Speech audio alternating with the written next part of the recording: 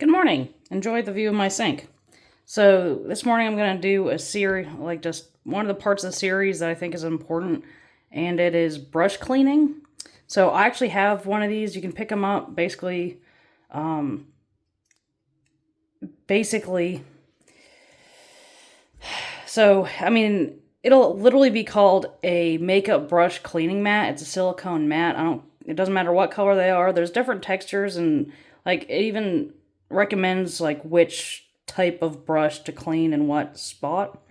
Mary Kay actually makes a brush cleaner. I mean, I just put this in the sink.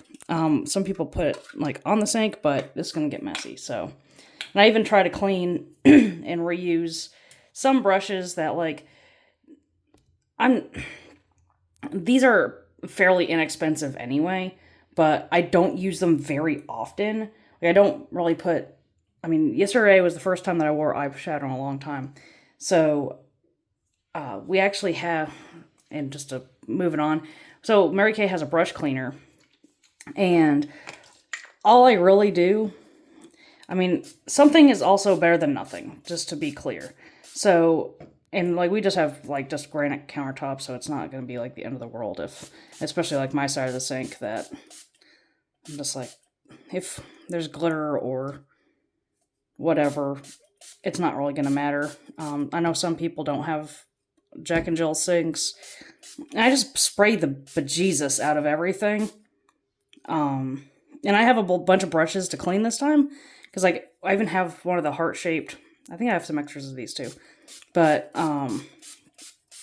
this is a foundation brush that while I'm cleaning all the brushes, I can't remember when I used this last, because I only really put foundation on. Oops. Better bang the crap out of the camera. And, well, that'll happen. And, like, I'll let it just soak for a minute before I start trying to work the stuff out, because, like, I'm going to try to save this. You can see that I've used it, like, a lot. But if I can't save it, it's whatever. I actually have I'm going to set that there, because it's just, damn. So, just the example. That is what it looks like brand new. And this is just with, like, a few uses. Like, I like a cosmetic sponge. The Mary Kay ones are pretty inexpensive. I mean, for the quality, they're nice and soft. That's the reason I keep getting them. And this is also just part of a Mary Kay thing. This is actually the expandable gel eyeliner brush. That I did use that a couple days ago, I believe. So I'm going to go ahead and spray that. Just to try to work off some of the scuzz, because I mean, it's better to like even clean things a little bit. Like some things you're not going to get like just a ton. And I'm just going to use this on. I don't have, not every single thing that I have is Mary Kay brand. This is Mary Kay brand, but there are some things that I have that are not Mary Kay brand that I've been just using up because they were part of like Christmas gifts, or like the shape was really convenient for certain things that I was doing. And it's just good to clean everything. And this is actually my travel little brush that I'll put in my, like my toiletry bag. Because I mean, some of these, like, they're part of gifts, Christmas gifts, stocking stuffers, whatever. That the person who was giving them to me was more important than the brand name. That it was a thought that counts, and I'm just going to use it until the bristles are falling out, and, you know, whatever. And I'll just use it up, and, like, I'm not going to sit here and say, oh, everything you own must be a certain brand. That's just not me. I think I got everything. So, I'll basically just start from, like, this is probably the least dirty. And, like, you literally just, like, I'll actually use, like, a couple of the different textures. And this one's not super dirty. I used it for, like, a highlighter, I think. So you can't really tell how dirty it was. And I'll rinse it with water after. I mean, and that's supposedly an unnecessary step, but we're going to get to, like, I have a tendency to just leave things on the side of the counter. And I don't know that one's kind of dirty. I didn't use it very much, but the different textures at least help get a different angle on the bristles. And some of these are stained too, because I've been using them for just a million years. Let's try, see if I can save one of these. But you can see just how much is coming off. Oops, sorry. You can see how much is coming off.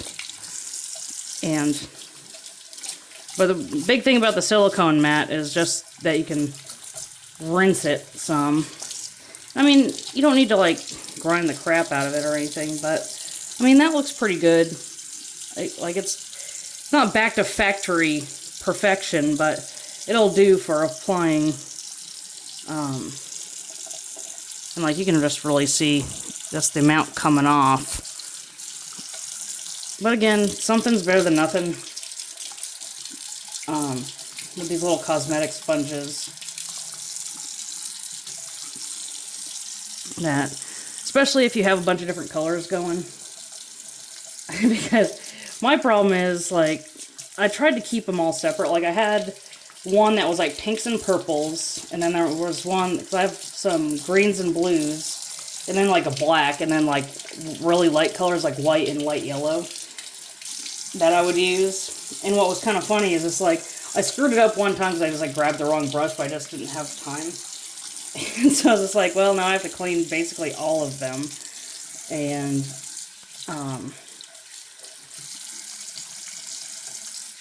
I mean, also with these, they're delicate enough that you don't want to scrub them a ton. So that's part of why I'm just kind of like, I'll scrub them a little bit to see what I can work off. That might be like a big old chunk.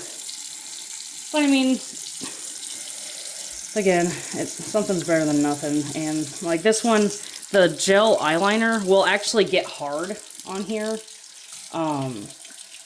Even though I washed it a little bit the day, or maybe the day after I used it. But you want it to be like, you can just gently see that, like, as long as it's a little bit flexible, like it's still usable. But I like that, just like a convenient little brush. And this one I didn't use very much. I actually used it for, I think, blush. Yeah, this is my blush brush. But I like these because these ones are actually magnetic, so they stick inside the Mary Kay Compact that has the magnetic, it's got like a metal, like a magnetic strip on the inside of it. So it actually like magnetizes the eyeshadow, and the eyeshadow, like the actual little things of eyeshadow to it. And I mean, if you don't have one of these silicone mats, like, don't be afraid to just hot water. And I mean, and again, some of these, like, they're kind of cheap, so like, but the Mary Kay ones really aren't, because the main objective is so that, like, clean it, but don't let the water rest, like, in here, like, before the actual brush, because it's all glue, for the most part, that's holding in these bristles. So, I mean, like, so I use this is my all-over powder brush that I use for my silky setting powder and translucent powder.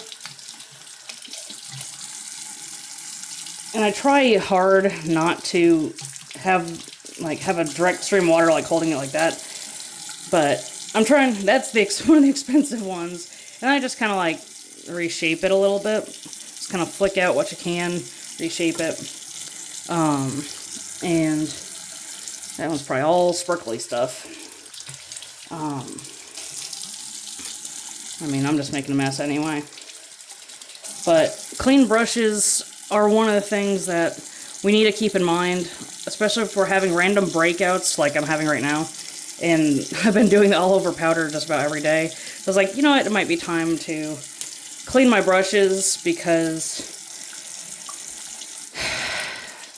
sometimes it's just the bacteria buildup. Because, I mean, we all double dip into our makeup. And that's part of the reason, like, if somebody has, like, something going on with their face, don't share makeup with them. Whether, I mean, it's at your own risk, obviously, but if you want to avoid whatever thing they have, don't use their makeup brushes, don't use their makeup palettes. Just have your own. I'm going to try to save this. It might work. but not really. But it's at least kind of cleaned off. Like these sponges, like I try to get as much use out of them as I can, but once they're basically completely tan, then I chuck them. But or use them for art stuff. And like so, I also have it's somewhere. I've got one of these drawer type of things. So I have a brush holder, but I have kind of an opinion about it. So Mary Kay did this brush holder that it holds brushes when they're dry. I had a couple of these, but I'm about to show you what I do when the brushes are wet. I just haven't gotten it out yet and so it's all silicone, but it's mostly like what you saw before that, I don't know how far apart I can put some of these, but I'm going to lay it on its side like this. And hopefully I can store some of them like this so they're not all constantly falling into my daggum sink. But we're always going to try. It's just kind of looking like a